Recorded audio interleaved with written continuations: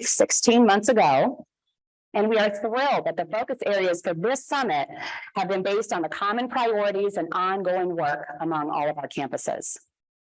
There are over 550 higher education staff and faculty that have registered to participate in this year's Student Success Summit. Many of them are here in this room, which is almost at capacity, but we have over 100 joining us virtually as well. So really excited. All 24 public institutions and over half of our IQ partners are joining in this conversation today and tomorrow. The theme of the summit is ideas to action. Throughout the next 2 days, we hope to accomplish several important goals: to deepen our understanding of promising practices on these priority issues, to apply strategies for success based on our institutional context and data, and to develop an action plan for continuous improvement beyond the summit. All conference sessions and materials for this year's summit can be found in the Impact Exchange, which is Kentucky's online knowledge and resource hub. You can access the Impact Exchange by scanning the QR code on the back of your name badge or by entering tinyurl.com/KY 2023 KY Summit. I recommend you sign in and join our channel so that you can fully engage in conversation throughout the summit. The Impact Exchange platform is designed to build learning communities and share resources among all of us who are a part of our broader collaborative for student success. The more we engage throughout the summit, the more we learn. Post questions in your session pathway. Respond to questions that your colleagues share. If you'd like to share a resource that has been really helpful for you, you can start a conversation thread and post it right there in the channel. The Impact Exchange is open to all stakeholders who care about the success of students in Kentucky. You can explore the Impact Exchange beyond the Summit channel, where you'll find hundreds of resources and toolkits and best practices on the most compelling topics to higher education. The Impact Exchange will, of course, continue to be our online knowledge and resource hub beyond the summit as well. So I'm sure that we are all eager to get to the keynotes this morning. Let's see if I can.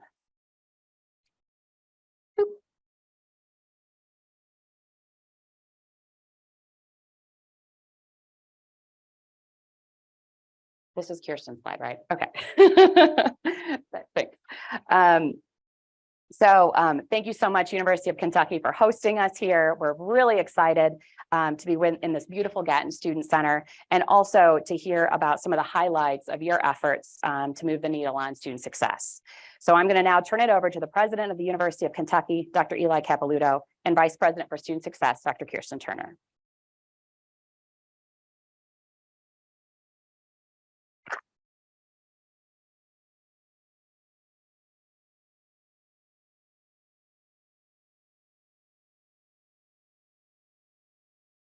Thank you, Lillian, and I loved hearing what you had to say, because it talked about the exchange of best practices and good ideas. Having been in higher ed administration for now some 25 years, I'll openly confess I haven't had too many original ideas. I usually got them from people who had experimented on the front lines, and we adapted those things to see if they would work at least in my case, for the particular institution or unit I was serving at the time. But student success was always at the heart of it. So it is a thrill and an honor to see a full house that cares so deeply about our students. And I'm pleased that so many of you could be here. And I too want to welcome you on behalf of the University of Kentucky. We like to say that putting students first in everything we do is a priority. It's the way we're going to advance Kentucky. The first president I served used to remind me daily, no students, no faculty, no staff, no university. So when we put students first, we do help and make an incredible collective effort in advancing our Commonwealth. And we all know, as we dust the cobwebs of COVID, hopefully, and put it in our rearview mirror, that was a time that coincided with some skepticism that began emerging about higher education, about who we are and what is the true value. So this summit today and tomorrow is an opportunity to ask ourselves, what else can we bring to this moment? How can we best serve and support our students so that they may go on and lead lives of meaning and purpose? So I want to share a few compelling examples with great humility and more appreciation to countless people that speak specifically to our commitment of putting students first. We did not change the profile of our students over the last 10 years. We always want to keep our doors open wide, especially to Kentuckians. But this spring, for the first time, we have more than 31,000 students enrolled at the University of Kentucky. That preliminary count represents an increase of more than 4% over last spring. And put another way, we're educating 1,000 more students than we were last spring. And our spring retention for first-year students, the percentage who returned this spring after fall classes, is at a record 95%, up again from last year. And I'm pleased to also note that our retention is up across nearly all cohorts of students, students of color, first-generation students, students who live on and off campus, and students who come to UK from our state and outside of our state. But more important than any single statistic is what I think it says about our university. During COVID, I used to frequently ask at the end of those long and difficult days that history was going to judge us by how well we could answer one question: did we care? So we'd ask ourselves every day, did we care? But more importantly, we'd have to figure out how we could translate that care into something effective to keep our campus safe and well. I come from a healthcare background. Quality assurance efforts in healthcare, there's a statement that's often made that says, people don't make mistakes, systems do. And I know everybody here has a heart open for students. We all care. But given the complexity and complications of many of the things that we face today, building those systems that can translate our care effectively is difficult and challenging. So I am pleased to introduce Dr. Kirsten Turner.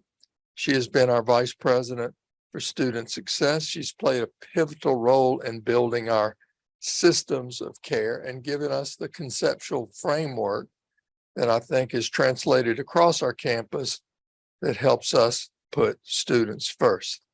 So she'll give you a detailed look at what we've done.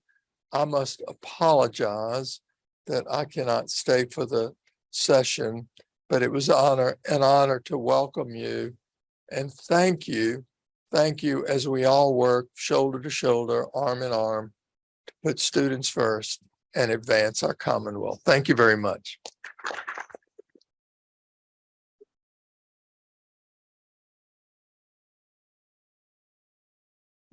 Good afternoon. It is afternoon. Good afternoon. I'm Kirsten Turner, and it is a real pleasure. I'm going to walk around if that's okay.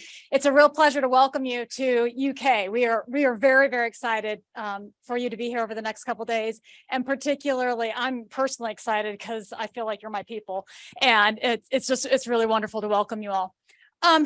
President Thompson and the Student Success Collaborative asked us to just give a little bit about what we've been doing here on campus since you all are joining us over the next couple of days around student success. So if you'll permit me just to give you a little bit of both a little history and then where we are, that would be great. But I would love to make meaning together. So over the next two days, if you have ideas or thoughts, I would love to mix it up and talk more. In 2016, our president, who you just met, who's absolutely excellent, our president and our excellent board of trustees challenged the campus to move our retention and graduation rates. So we had for about a decade been at about 70%, about 60% for a 6-year graduation rate. And we'd been at about 80% for a first year to second year retention rate. And we had kind of, despite lots of really good efforts on campus, we kind of, those numbers really didn't move. And we were trying to rethink the way in which we could change that kind of trajectory, all in the purpose of advancing Kentucky and providing an opportunity for our students to graduate with a UK degree. So we embarked on a major restructure and a major way in which we reevaluated all the work that we did on campus around retention and graduation rates. But the very first thing that we did, and that we still do today, is we know that those numbers are just numbers, that they actually represent lives. They represent people and the communities from which they come and the families which they come. And we try never to lose sight that a number is actually a representative of a student and a community and a family from which they come. So we might talk a little bit about numbers, but I just want to keep that in the back of your minds, because we really try to be very laser focused on that those numbers represent people. So without giving you all of the ins and outs of a restructure and a realignment, what I wanted to do is spend a little bit of time showing you our conceptual framework. So for this room, these are not going to be shocking to you. These are the 4 reasons that we see at UK why our students may drop out, may not persist, or why they go on and as our president said, lead those lives of meaning and purpose, which is our goal. Our goal is to train our students to go on to lead a life of meaning and purpose. So the way that we think about it is we put students in the middle, so you can see that. And then there's the 4 reasons that we really try to structure all of our interventions or all of our experiences around. So we say the 4 reasons why students may drop out or may not graduate. First one is academic preparation. Can they pass college algebra? Are they able to move through Chemistry 105? Chem 105 is our biggest course. More students take Chem 105 than anything else because it's the gateway to so many degrees. So can they pass Chem 105? Are they prepared? Do they have the executive functioning skills, right? I mean, I'm sure this room is seeing that with the students right now, our freshmen, our sophomores, and coming with executive functioning skills. So we really try to think about what are the interventions around academic preparation. The next one is belonging and community. Do they feel like they fit? Do they feel like they have friends? Do they feel like they found their niche? Do they feel like this is a place that values them, that supports them? And so we think a lot about what are the different actions that we can do around that belonging piece. The third piece is financial stability. Do they have enough money? Are they working 3 jobs just trying to make it to class because they can't pay, they can't afford? What are the basic needs that they have? Do they have enough money, but just enough? And so they're very worried and have all sorts of issues with being at home or as an adult student just to try to make ends meet. And then the 4th reason is mental and physical well-being. Are they healthy? Do they have anxiety? Do they have depression? Are they physically able to do it?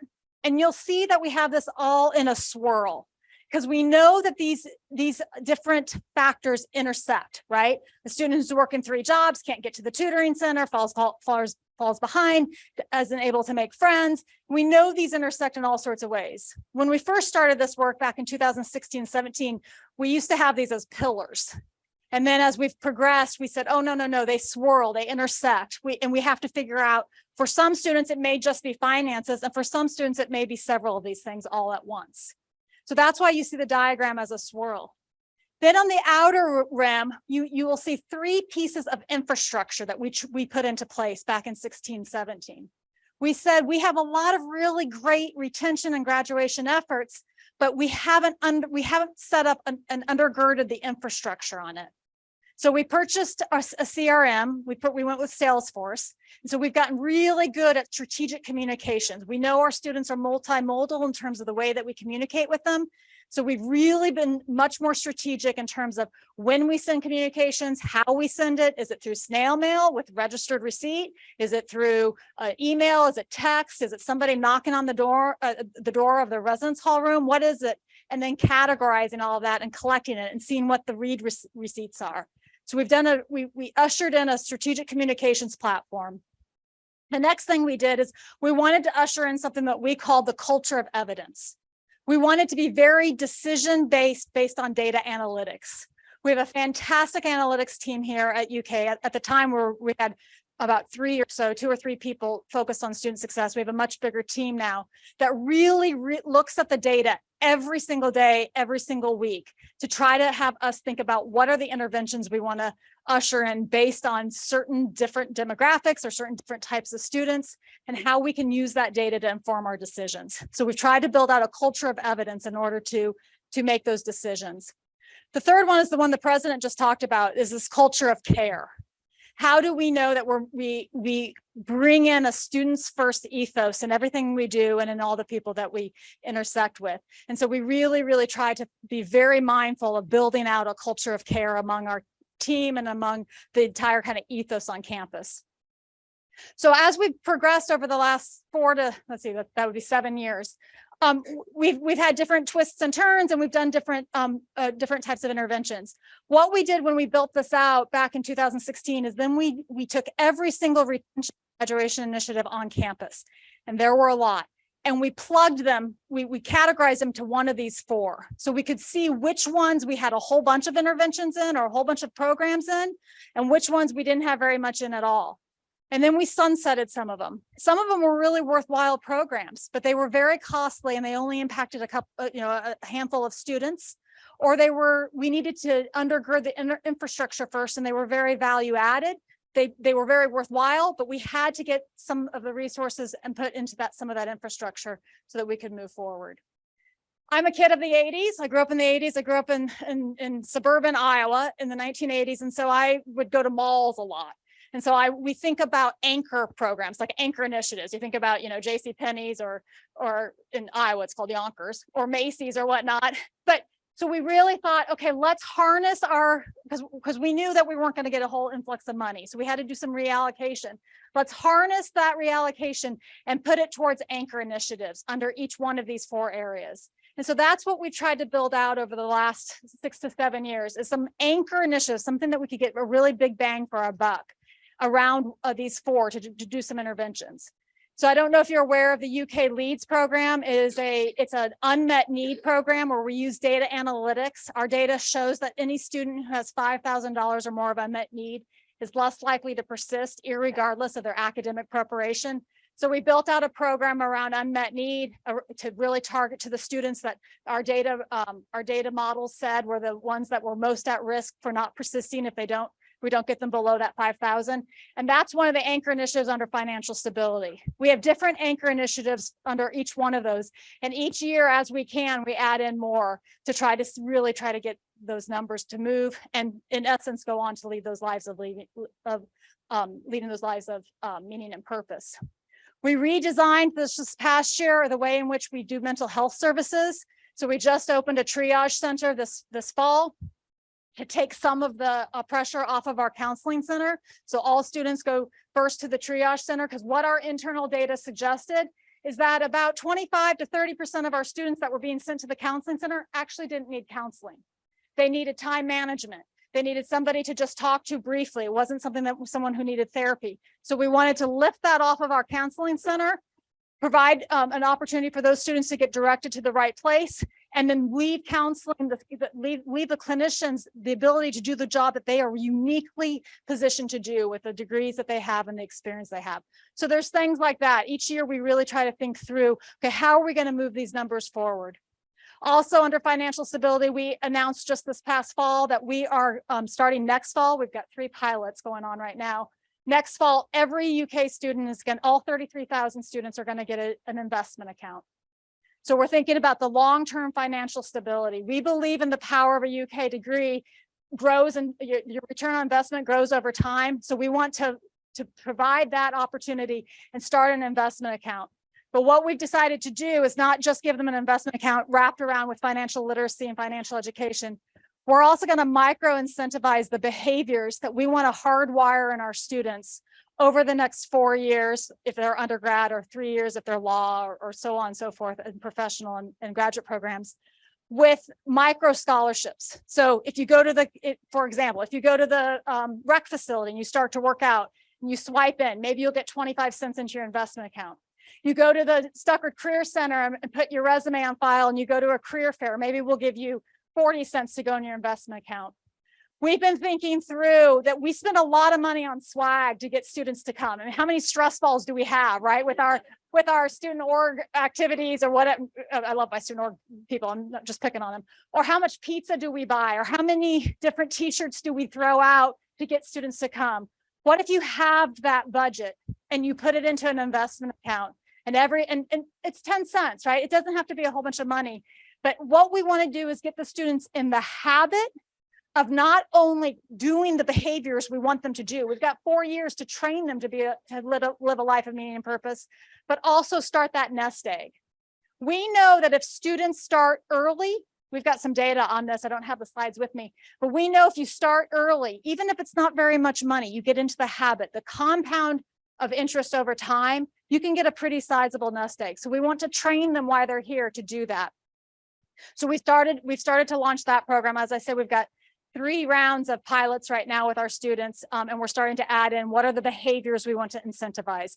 We want them to lead that life of meaning purpose. And as we started thinking through this, those 4 areas that I talked about why a student might not progress at the rate we want them to progress, they also lend themselves really well to ladder up to the components of a life of meaning and purpose. So are you financially well and stable? Are you mentally and physically well? Do you have a civic life, a community outside of yourself, a spiritual life, something where you're civically engaged? Are you academically prepared? Do you have a life of the mind and skill acquisition in order to go on and contribute to society in some sort of career or whatnot? So we've taken those 4 areas and said, how do we hardwire the behaviors, micro scholarship them, and get those students set up? So that's another example of one of the anchor initiatives we want to do. Another one, we want to be the first Research One public flagship institution nationally to erase the preparation gap of first-generation students. A third of our students are first gen. We're all from Kentucky. We know how important it is that students who are from first generation earn that degree. If you are not first gen in this audience, as I was not first gen, I bet you can tell me when that changed for your life. I can tell you the story of my grandfather who was a coal miner. He was one of 7. He was the only one that got sent to college because they could only afford it for 1 child, and what that did to the downline.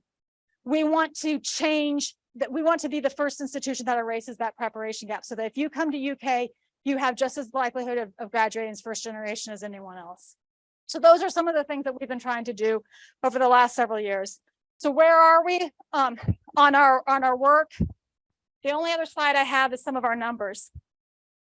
So as you can see, we have, with the exception of last year, and there's all sorts of COVID reasons, we have increased our retention rate every single year since 2016. We have bested the year prior.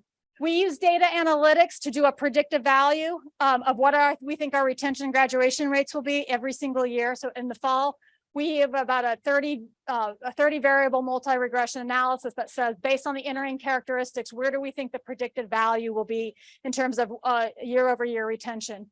And every year we try to beat that predicted value.